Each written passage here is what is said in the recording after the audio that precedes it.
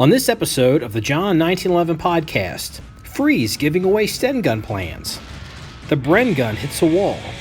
A .22 caliber 1919 and blowing it out your ass, literally. Okay, good morning everybody. This is Marky and Freeze, and this is episode 113 of the John1911 Podcast. How's it going, Freeze? My ass is whipped this week. So before we get into junkies with a gun or the other shit we were talking about, we were having a conversation about a 1919 A4 miniaturized .22 long rifle gun on Gunbroker. Look, I've seen the .22 caliber 1919s, and I think they're cool as hell because who doesn't want to rip out, 40, 50,000 rounds of .22 caliber ammo in an afternoon? But for the price that you were talking, screw that. So screw that. This gun is on Gunbroker right now. Here's what the listings call it if you want to look it up to the listener.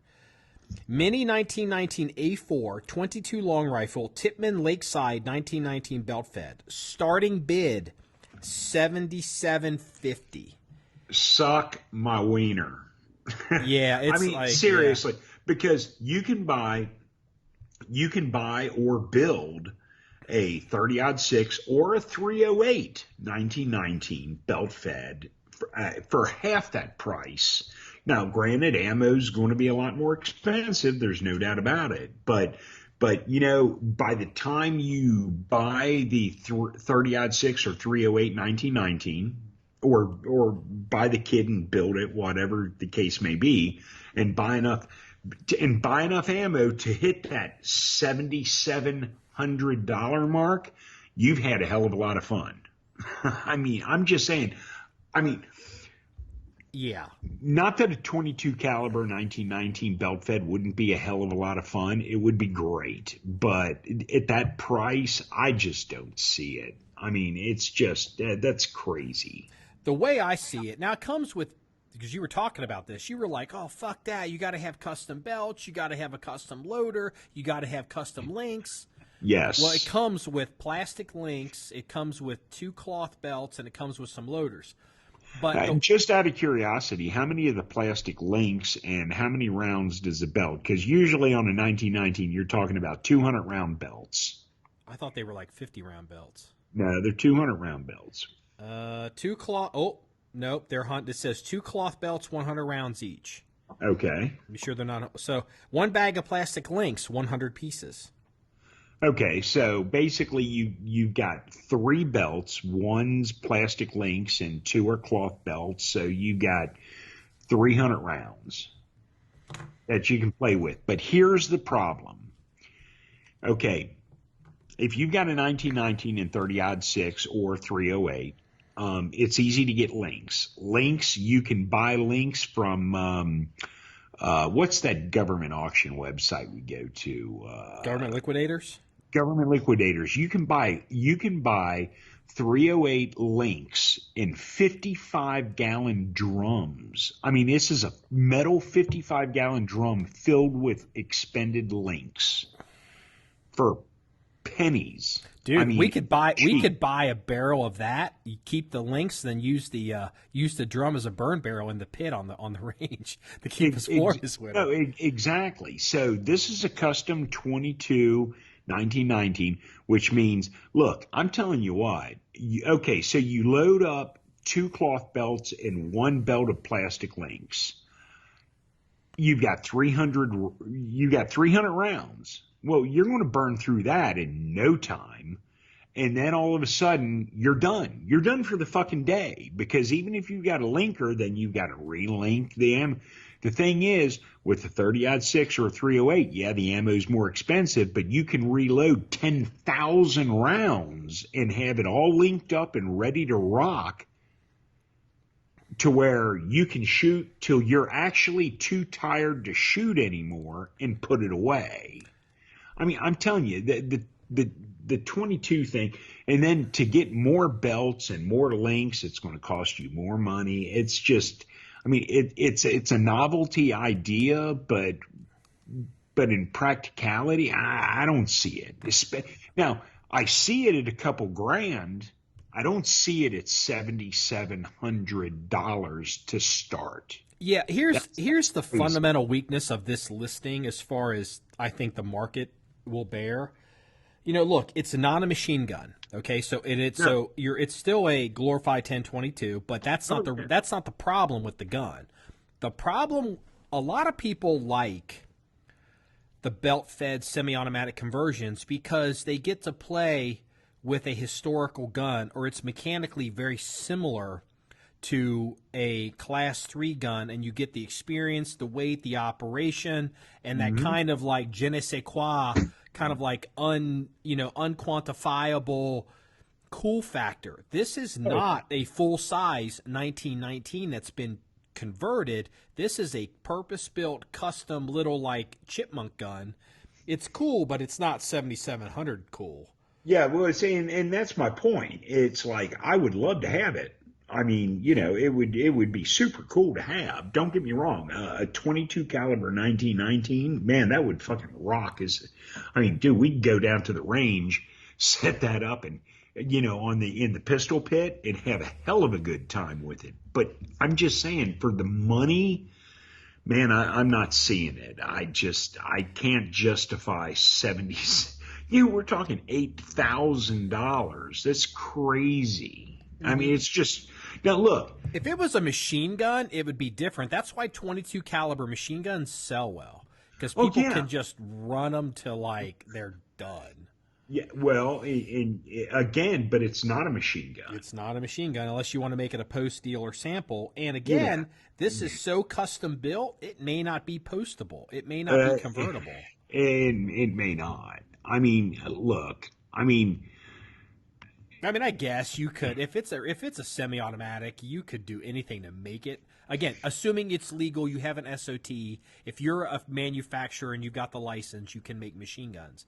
But this is probably not that hard. But look, here's the thing. Okay, so you spend $77,000 on a semi-automatic 1919 and 22 caliber. Now, think about this.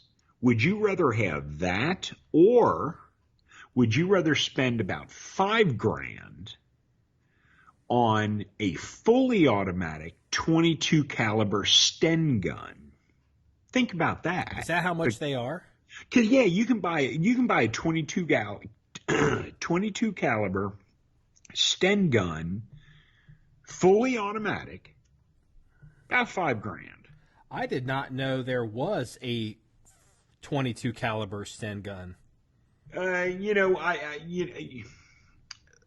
Let me, just for the sake of our audience, before someone calls me out on this, it could be a Sterling, but a Sterling Sten gun. You say tomato, I say tomato. You know what I mean? It's the no. old I don't even know that. Like, I'm just saying, I just don't even know. Like, I just don't even know. No, they're out there, and you can pick them up for about $5,000, and they're class, they're NFA, fully automatic, fully class transferable. Wow. Oh yeah, absolutely. Dude, we might have to pick one of them sons of bitches up. And I'm telling you what, you're telling me you would have more fun with a belt-fed 1919 semi-automatic 22 or a fully automatic Sten gun in 22, dude. Here's the real thing here. This, and I guess we'll segue from this to tell people why we're even talking about this, because there's a reason. Look, for this kind of money, I think the prices have gotten stupid. But for this kind of money, you could buy one of those FN 249S semi-automatic factory-built guns, and I think that's better to own.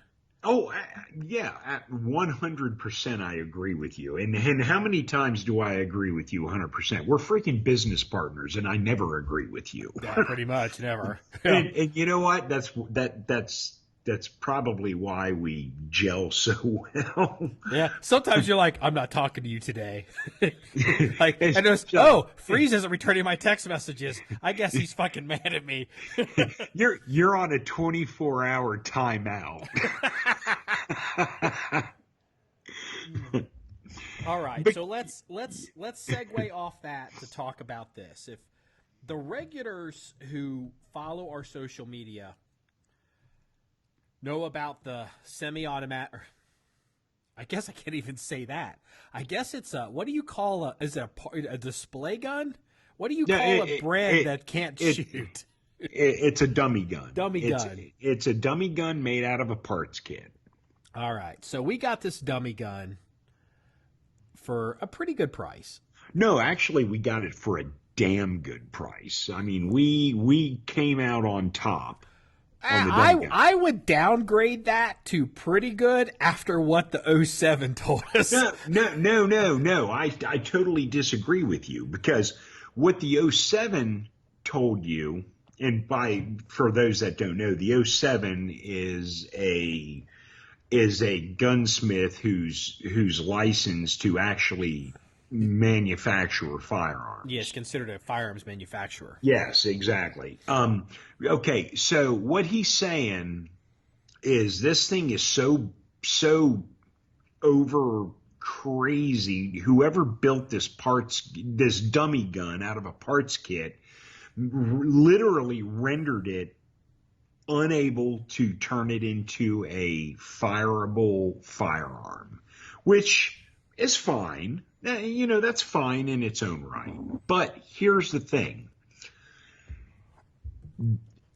People that want to buy dummy guns, and a lot of people buy display guns. They want dummy guns. They want machine guns. They don't want to go through the bullshit of the paperwork. They just want a non-operational display gun.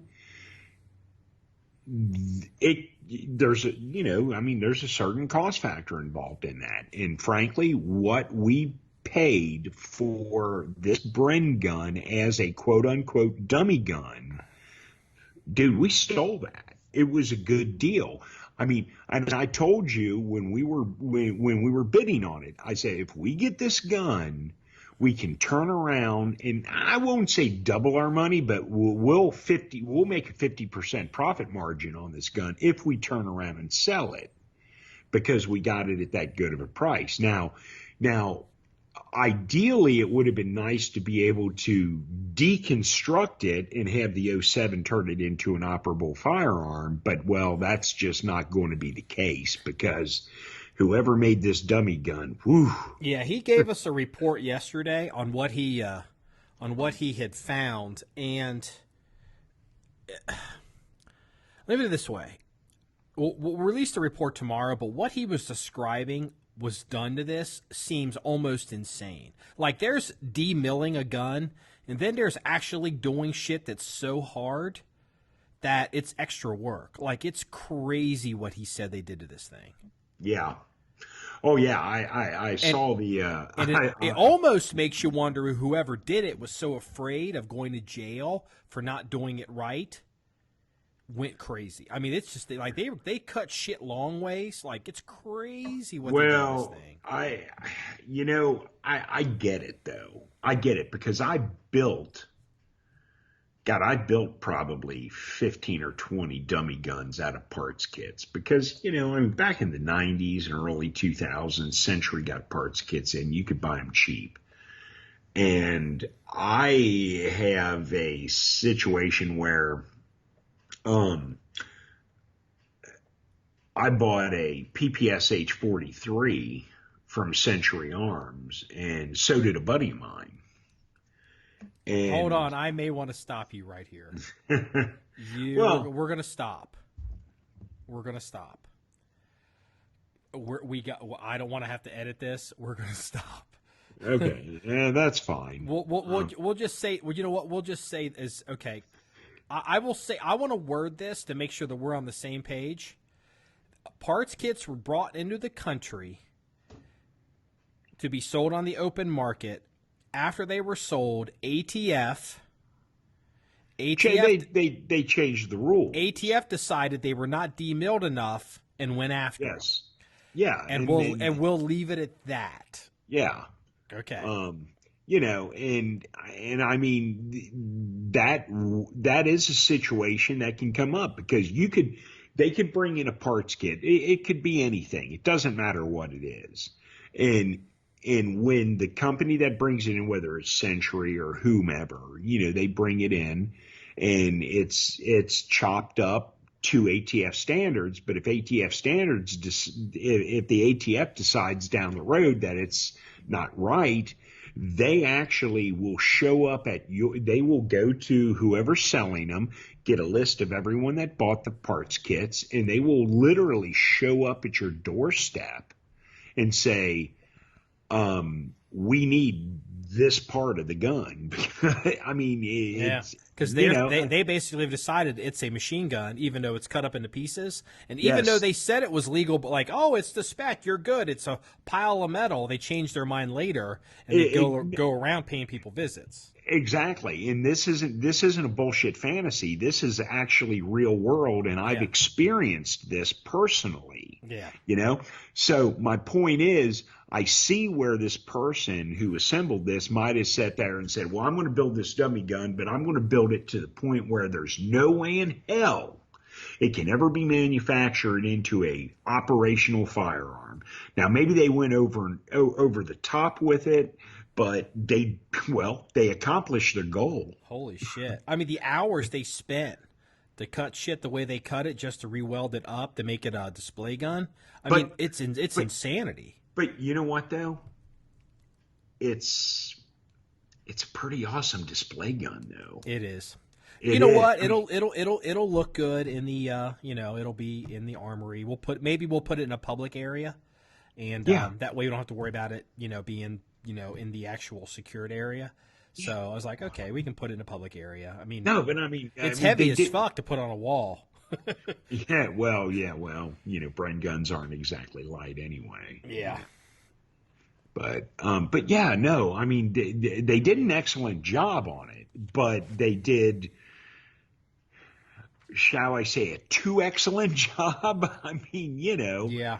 So we were looking, so it's like, okay, we were going to bring this thing back to life as a semi-auto, and we're like, we're not going to do that. So I'm on Gunbroker looking around, trying to figure out parts kit versus just buying something already assembled and running the numbers. Mm-hmm. But it's like, a guy had told me on YouTube, and he's I think his YouTube handle is, he has a channel. Actually has more people on YouTube than we do. We're not big on YouTube at all, but we're not that big. We're not big on YouTube at all, but it's his channel is, off the top of my head, and I apologize because he may listen to this, Red, White, and Blue Buckslayer. And what he is he's a guy that takes parts kits and builds them into semi-autos all the time. That's his deal. Yeah. He's very handy like that. Kind of reminds me of you in the 90s. Mm-hmm. And he was just telling us kind of like what he thought of the parts kit, and he would like to have it. And, I can't even remember what I was even trying to say, but, like looking at, do we want to buy something or build something? But he was, I know what he was saying. I had looked at I'd sent it to you. Remember I saw a 308 BREN gun parts kit? Yes. And I don't remember if they're sold out or not, but I asked him about it, and he said the problem with the 308 BREN gun kits are magazines are a huge pain in the ass to get, and I think they're converted FAL mags, but I don't know that, so it may not be that hard. But then he said barrels were impossible to get. Mm-hmm. And he said you can get 303 barrels for BRENs all day for $100, and they're right. And I don't remember if that BREN gun kit had a barrel or not. The BREN gun, the one we were looking at, the 308.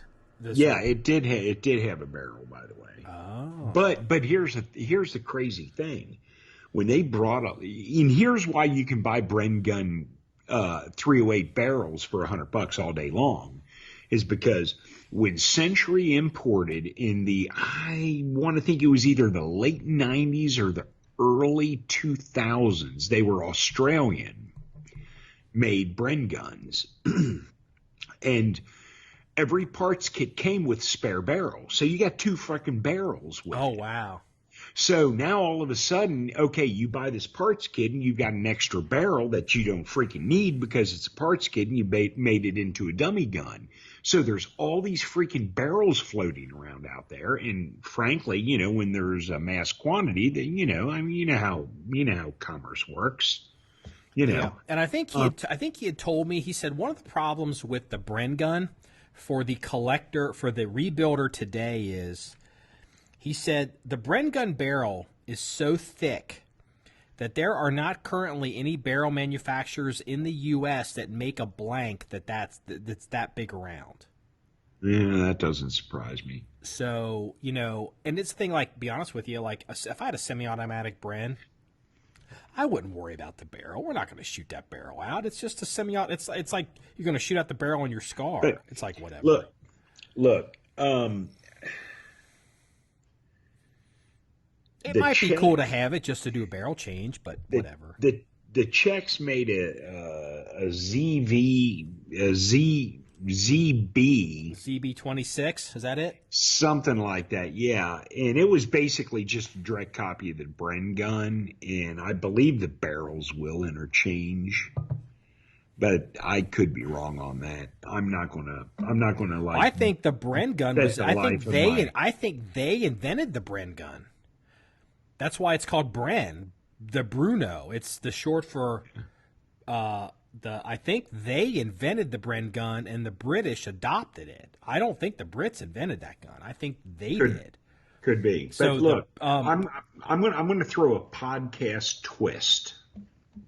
Okay. We're talking about building, you know, semi-autos out of parts kits and stuff. And I've been kind of working in my, you know, my shop and, you know, my workbench and going through a bunch of old crap and reorganizing. And I found something that I've had for years and years and years. So if anyone out there has a British Sten Mark III, not a Mark I or a II, but a Mark III parts kit. When these parts kits came in, Century sold them for like $25. And I probably bought about 30 or 40 of them at $25 a crack because they came with 5 Sten gun mags. And I bought them for the mags. I didn't give a shit about the parts kits. But what I have, and I just came across this last week, I have full-size sheets of paper that, and I'm not going to go into details. If you're into building operational parts kits and you want to do this shit, you'll figure this out yourself. But you can take stainless exhaust pipe of a certain diameter, and what you do is you take this and cut it to the correct length, and you take this, basically it's like a blueprint. It's on a printed sheet of paper, and what you do is on the back side you spray adhesive glue on it. You wrap it around this exhaust pipe, and it's got all the markings for the cutouts, and you cut it out, and that creates basically the receiver tube, and then you attach your parts kits to it, and then you can make a semi-automatic BREN Mark III. It's a jig, basically. Basically, yes. I just came across, I don't know, a dozen or so sheets of this that I had made up because I made a couple of them. And if anyone wants to email, look, here's what I will do. The first person to actually email us saying they want one, you get the name and address. I will fold one up, put it in an envelope, and send it to them free of charge. So if anyone who's a regular listener and they're the first person to send me an email, I will give you a free blueprint to put together a Stenmark III semi-auto submachine gun. Okay. Well, don't give them all away because I'd like to build one. No. I'm only giving one away. Okay. So it's the first person to actually send us an email saying, hey, I want Freeze's Stenmark III pattern. We'll just call it a pattern because that's what it is. And look, The information's there. It's out there. If anyone wants to build one, I'm not going to go into details because it's not important at this point. But, I'm willing to give one away. If you got a regular listener that's into building shit like that. I seem to recall I was talking to that red, white, and blue Buckslayer guy. Or maybe I saw him talking about it on YouTube. And, I think he had mentioned something about Sten guns. Yeah. And his biggest complaint was it wasn't – I could have this completely wrong. But it wasn't economical. It was becoming less and less economically feasible to build a Sten gun from a parts kit because what you had to spend for the receiver blank or how to do that receiver was becoming so retarded expensive it wasn't worth it to him. And maybe this solves that problem. Yes and no. Okay, but here's the difference.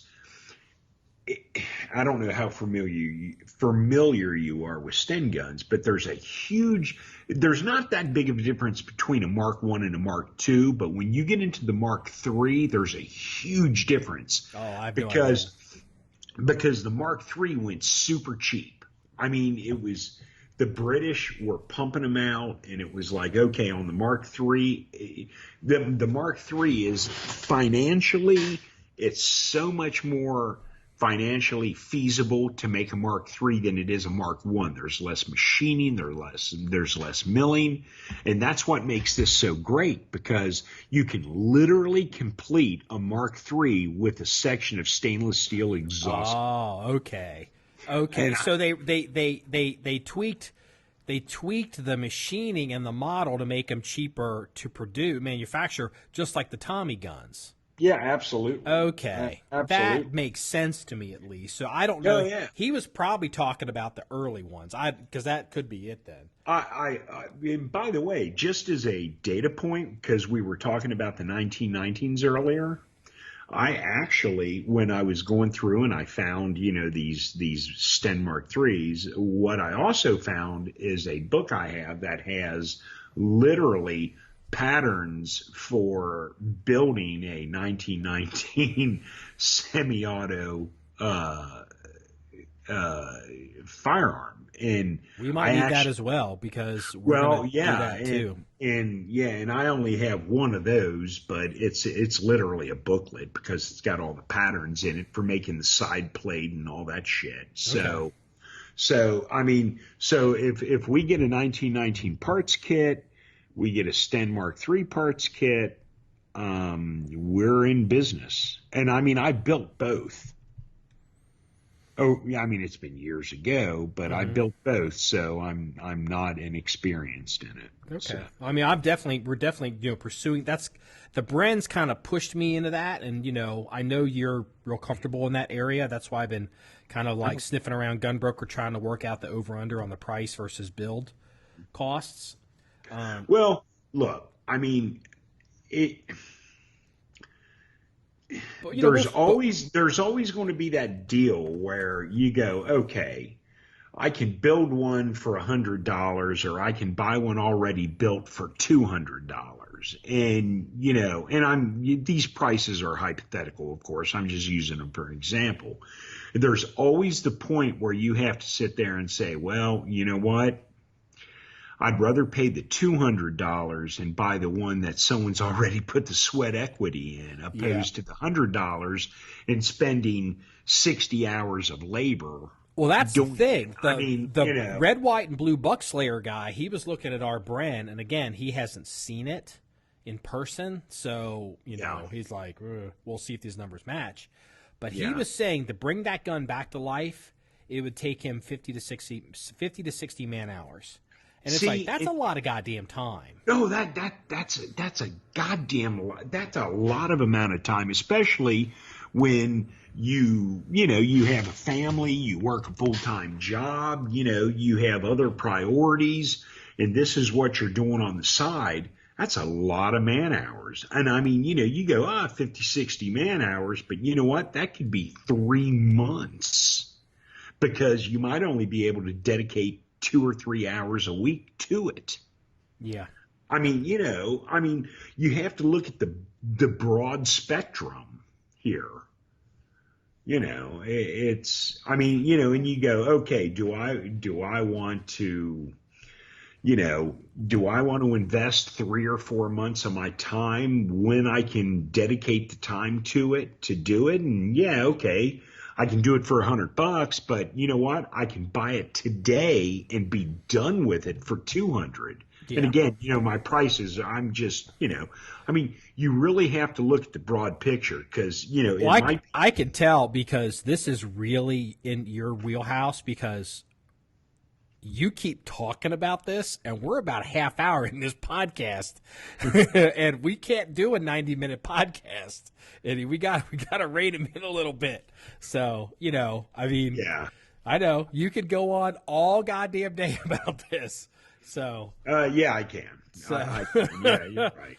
But it's coming. I mean, people that'll be paying attention, they'll see there's more builds coming, and we're going to do some of that since we have this bigger range. I'll probably go out today and hang some targets for the 200 and 300 yard. So we'll have the 1, 2, 3, and then we've got a 420, and then there's a. I just have to put the target back at the 5.6. Okay. So I may do that today because I got to go out there and actually film some stuff for a project that I haven't told you about yet. We have a guy that we're discussing. I don't want to get too much into it. This really should be off the air. But we have a guy that wants to operate similarly to Mitch that used to work here, but in a different medium, and we'll just leave it at that. So we're working on that. You remember the cop I told you that came out to the range, and he wanted me to work with him on his handgun stuff? And yes, I do. And it was like, dude, he had this Glock pistol. I'm not a big Glock nerd, so I don't know. The older I get, the more I respect the Glocks, but I don't know off the top of my head a Gen 2 from a Gen 3 from a Gen 1. I think I could if you laid him out in front of me, but he whipped out this Glock. He's an old cop. No disrespect, but this could have been a Gen 1 Glock. I mean, it was like, wow, look at that fucking thing. So we were working, and I really got him. I thought I did the best I could with him, and I think he did well. Kind of zeroed him in on like some of the fundamentals of how to work that handgun.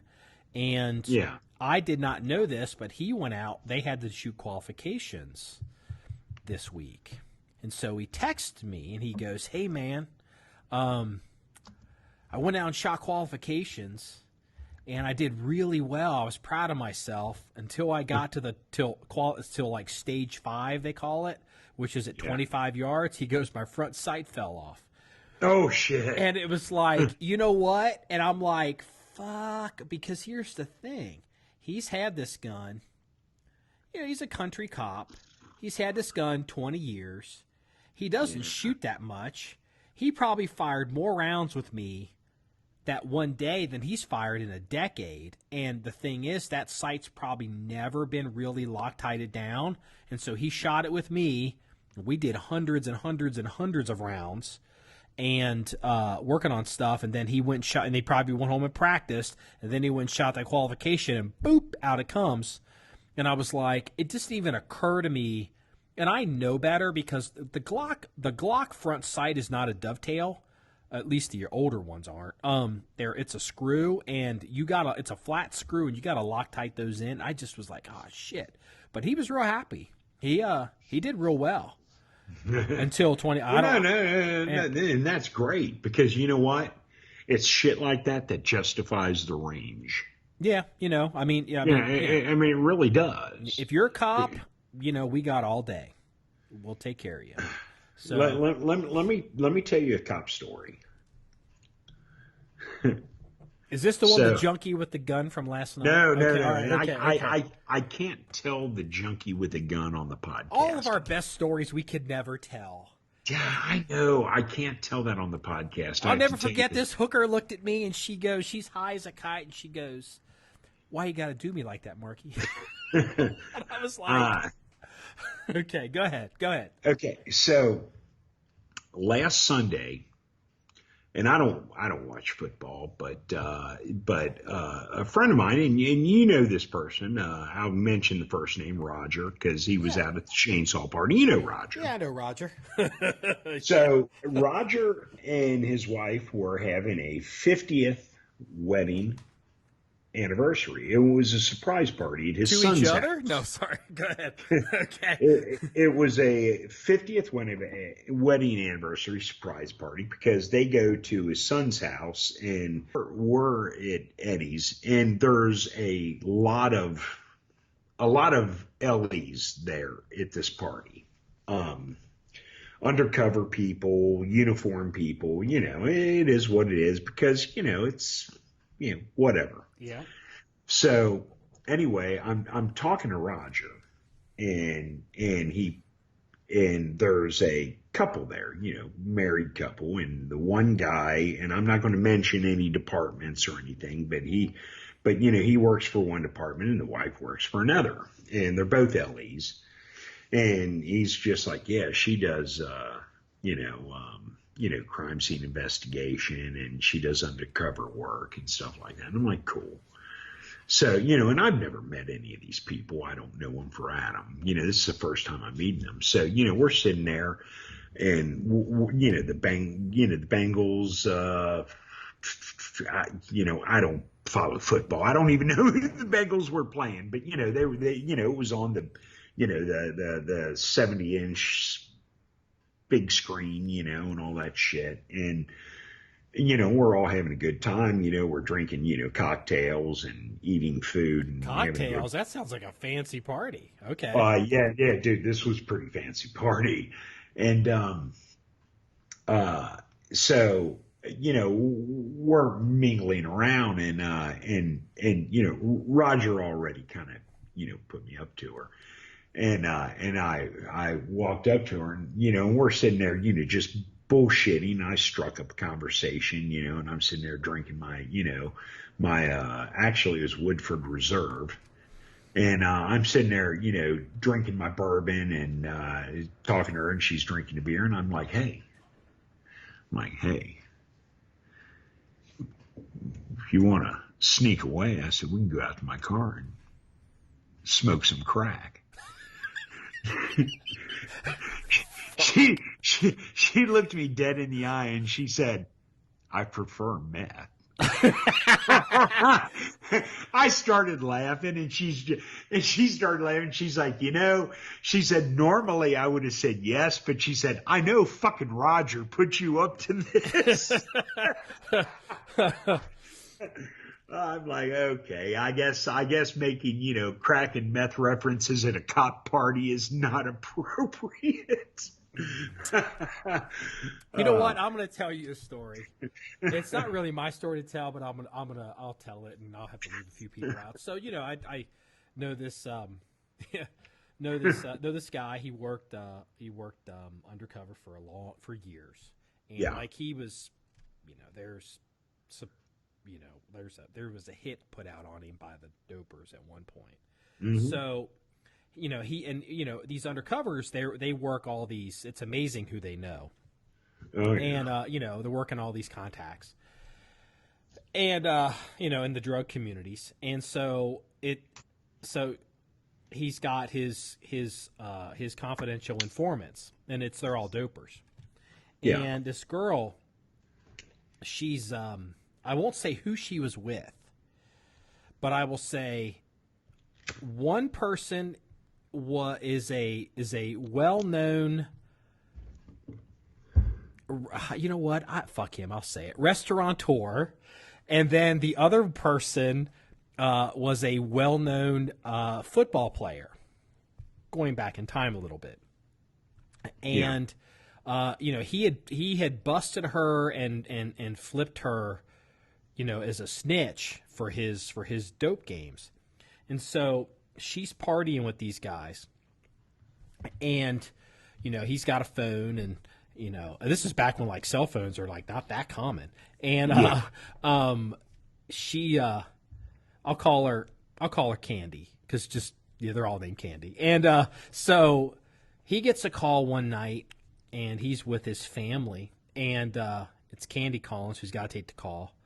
And he's like, yeah, what's up? She's like, I'm with so-and-so and so-and-so, and they're doing lines like a fucking freight train.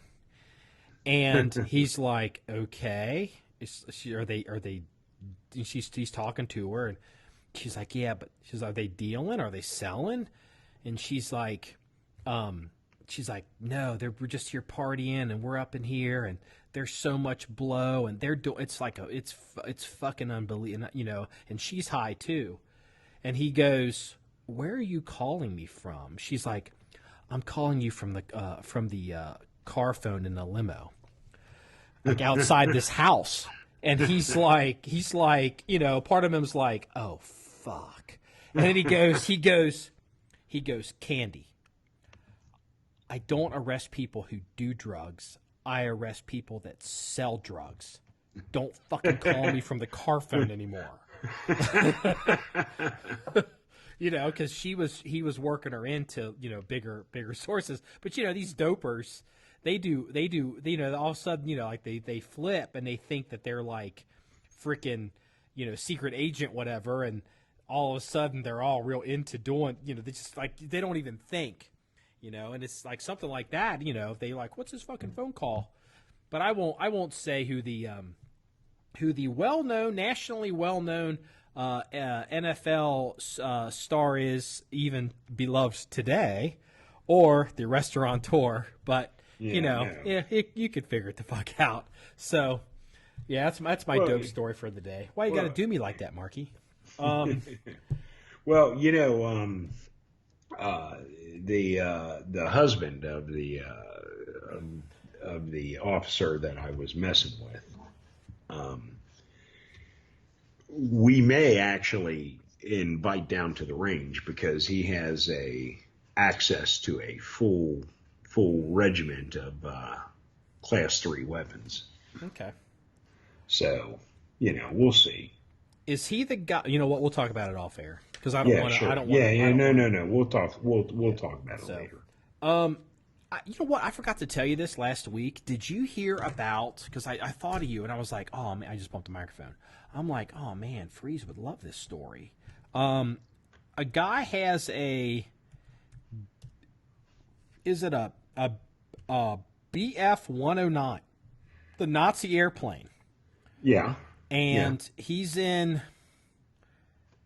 in LA, dude. This BF-109 crash landed on a highway outside of LA somewhere. Did you see this?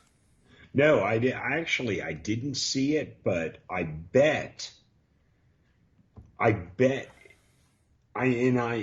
is the first time I'm hearing about this because I didn't see it or hear about it, but there's a guy I can't remember his name, but I actually have an 8x10 blow up of him landing his BF-109, and he autographed it for me. But there's not too many BF-109s still flying. See, I don't know if that's true or not because didn't they make a metric shit ton of those things? No, well, here they did, but they were all fucking shot down. Now, here's the other thing. I know Israel got a bunch of them too, right? Well, yeah, they did. What was left. But Spain made a copy of the BF-109. It was Spanish made. So if this was the question is, was this a Spanish BF-109 or was this a German BF-109? Here's the story. Vintage World War II fighter plane for the Nazis, not the good guys, crash landed on one of LA's busiest freeways, and miraculously, the pilot survived. The plane slammed down Tuesday afternoon on Highway 101 in Agora Hills, just outside of L.A., and went up in flames. Somehow, the pilot managed to avoid any cars on the freeway and reportedly got it down cleanly until one of the wings clipped the center divider. That's when the fuel ignited. The aircraft appears to be a BF-109, a workhorse aircraft of the German Luftwaffe. It's unclear if the plane is a replica or the real deal. The pilot was the only person on board and was somehow uninjured. Harrison Ford would be proud. And there's a photograph. It's fucked up. And you see, the replica would be, is it Spanish? Oh, okay. Because Spain, after World War II, Spain and Germany... They basically kind of did business together. Yes, they did. I mean, for example, the World War II, not the World War I Stahlhelm, but the World War II, the M35 German helmet. Yeah. Okay, while the German army was still using like the M16, M17, M18 German Stahlhelms, Germany was manufacturing the M35, but they were shipping him to like Spain and China because they were raising money. They weren't worried about making helmets for their military because they had leftover World War I stock. And it's like, okay, we need to earn money.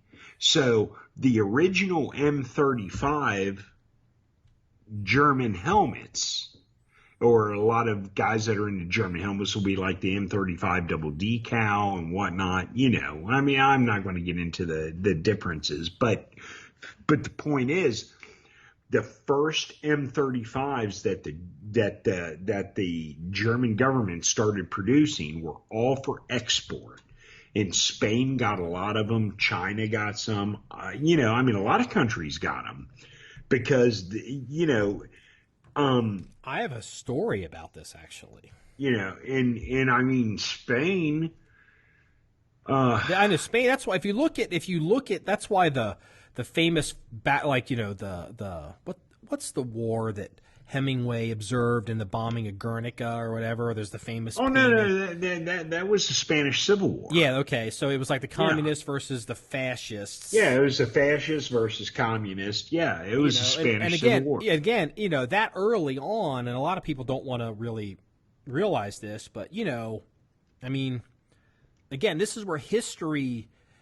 You get on the wrong side of history and you get fucked. But the thing is, in the Spanish Civil War in the 30s, Nazi Germany wasn't Nazi Germany yet. Yeah, the Nazi Party and the Nazis, they were coming in it. But the thing is, all the shit that they did hadn't actually happened yet. And at the time, the big debate was with Germany militarizing and rising up was, well, they could be a good stopgap against the communists. So, I mean, it's like, there was a fair amount of support on some fronts. The enemy of my enemy is my friend. So, like, you look at photographs of Spanish soldiers in the 30s with their equipment, and you're like, those are fucking. You think they're fucking Wehrmacht fucking troops? I mean, unless you know what you're looking at, it's not. A casual observer could make that point. But check this out. This was a couple years ago. I was traveling, and I was in this guy. He was a very high-end collector, and I think I've got photographs of it.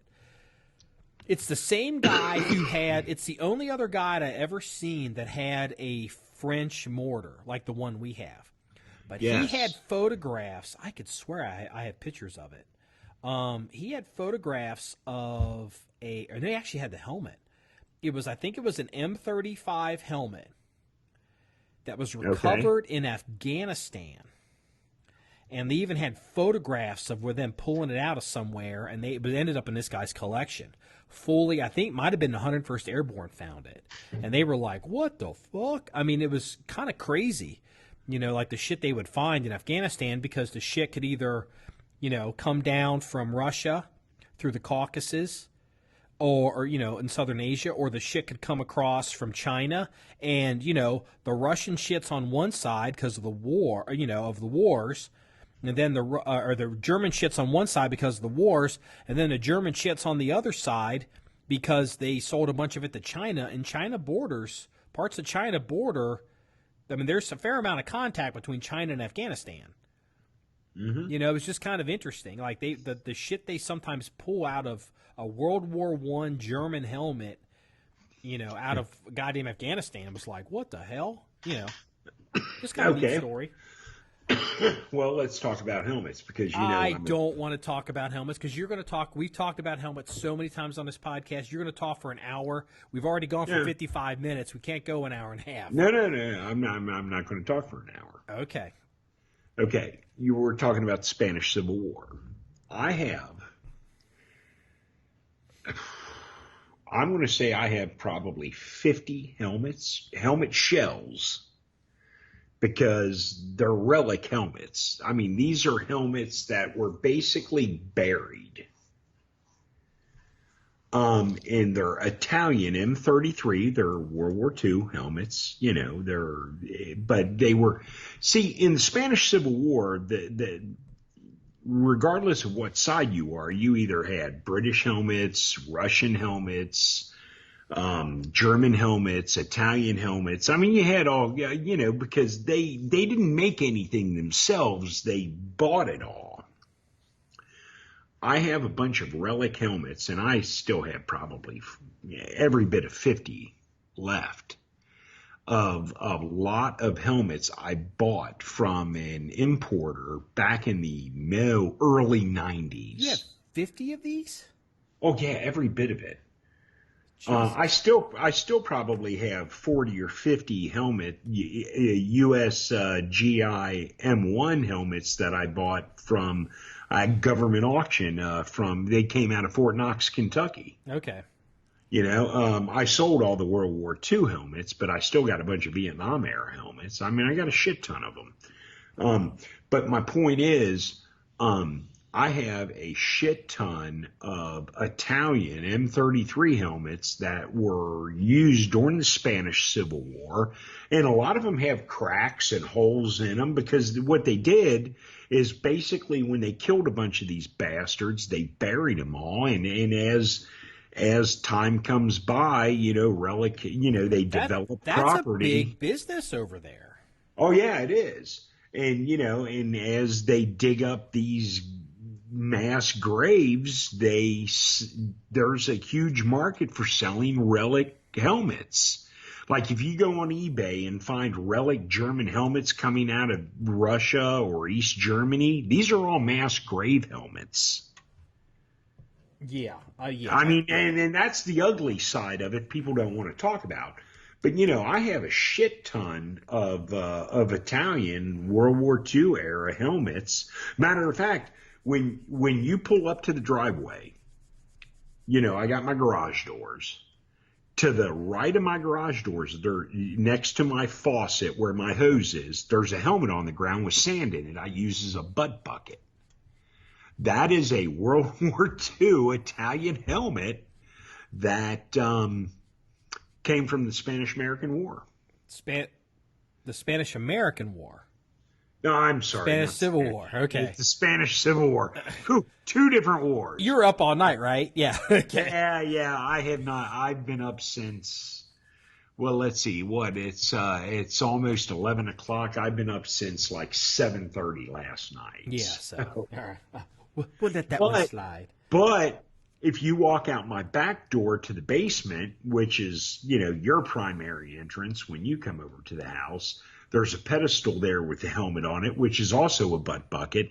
That is a Vietnam era USG IM-1 helmet. That helmet's been there for a fucking decade. Yeah, it has. Oh, minimum. Oh, yeah, every bit of it. Because, that's, hey, why go out and buy an ashtray when you have a perfectly good freaking helmet you can use? Yeah. So, okay, well, here, you know what? Here's the thing. We've been going for about an hour, almost, recording, and I have determined we can't be doing 90-minute podcasts anymore. So we're, always like to do. Okay, so you get to determine this. Well, I'm the one that has to edit it, so you just might as well just let me determine it. So because we can either determine it this way or we can determine it the other way. Okay, you just keep on fucking talking. Yeah, okay, fair enough. You're the one that has to do all the work. All I got to do is flap my gums. Yeah, well, like what was it like? Well, like we don't have the largest podcast hosting service, and like we'd done a couple podcasts that were extremely long, and literally now it's like November 1st today. We just barely got across the line with enough bandwidth for the podcast. I was like, holy shit. So, I like to do some police blotter, crime story, you got to be shitting me stuff. Yeah. But since we got to kind of truncate these episodes, I'm going to give you a list, and I'm going to let you decide which one you want to talk about. Okay. It's Fair 1, 2, enough. 3. It's 5 options. Okay. The first one is the school pooper plans to sue. And we've talked about the school pooper. Hold on. Dominatrix attacked by masked men. Whitey Bulger killed in prison by mob.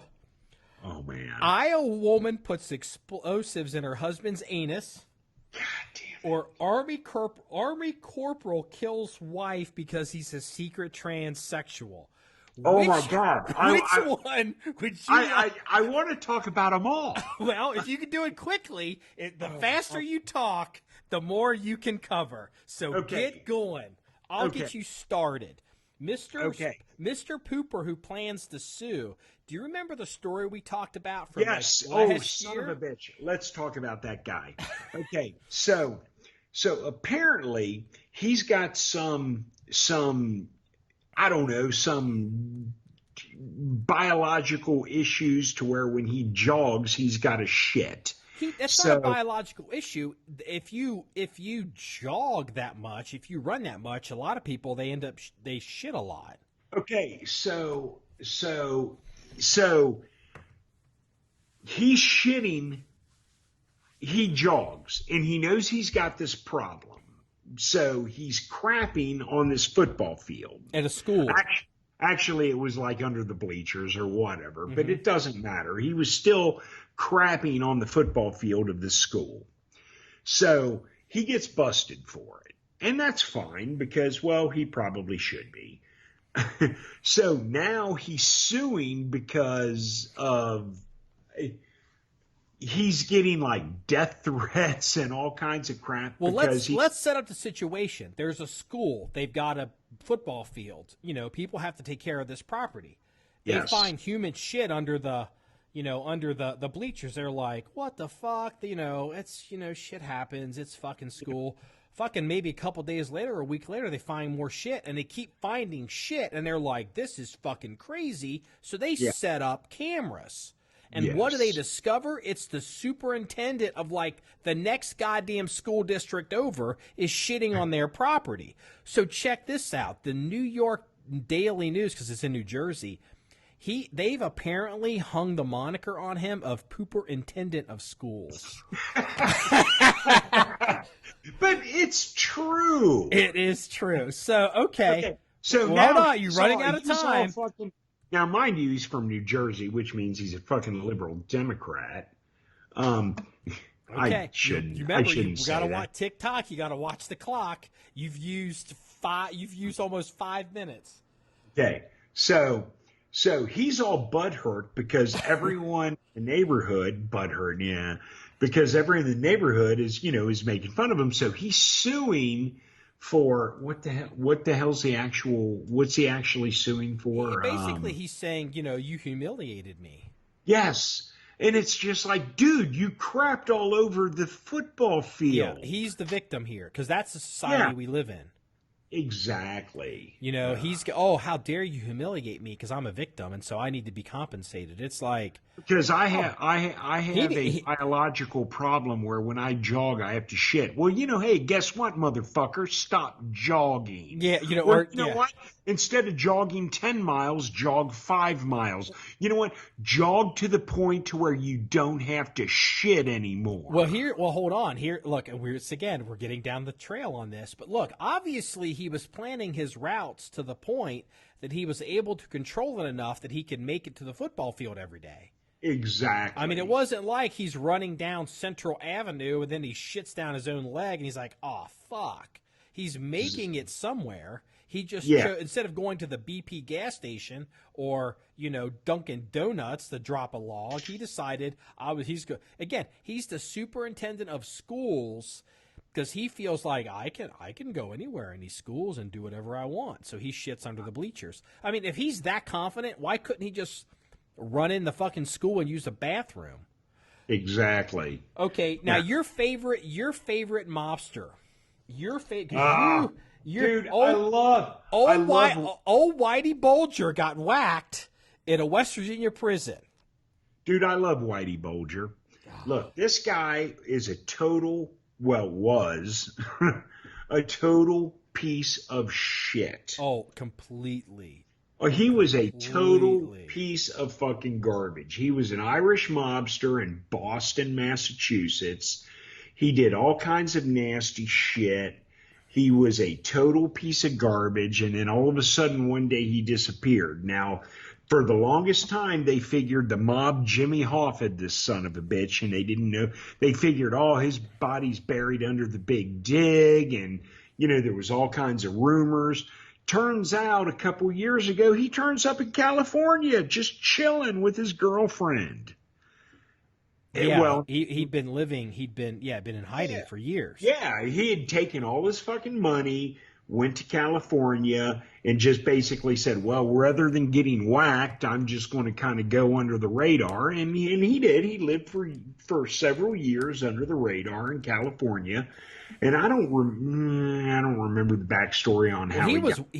Yeah, I think he made the 10 most wanted list, and I don't remember if his girlfriend / wife ended up doing something, and they were able to zap in on that. So anyway, they got his ass back. Yes, convicted him, and they got him, and he went to prison.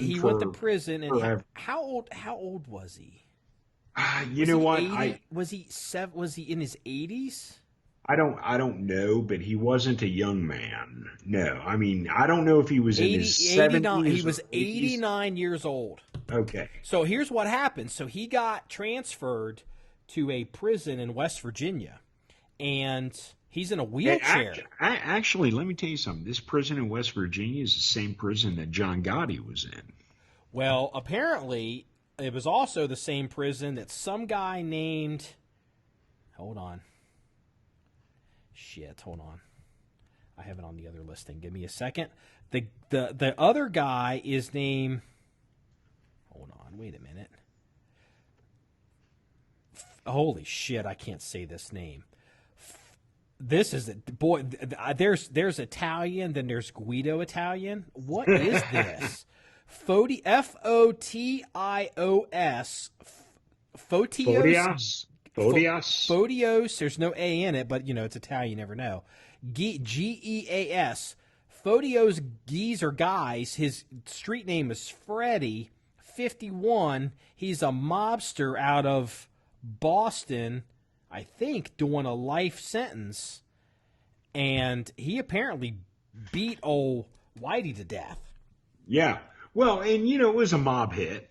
I mean, because fucking mob never forgets. So those, so you're going to go for those two, okay? So Whitey and the school and the superintendent of schools, okay. Hey, but look, you know what though? I personally would have gone for the explosives in the anus, but okay. That's fine. We'll have to save that for the next episode. Look, the explosion in the anus, that's low-hanging fruit. Yeah, I don't even know if that's real. That is so crazy. I just don't even know. I suspected it's not real, and I've been too busy to dig with it. I saw the report. I saw the report on the explosion in the anus, and I'm not going to get into details with it, but when I first heard it, always involves a woman. Well, yeah, of course it does, because if someone's going to stick an explosive up your ass, dude. If a guy does it, that's fucking gay.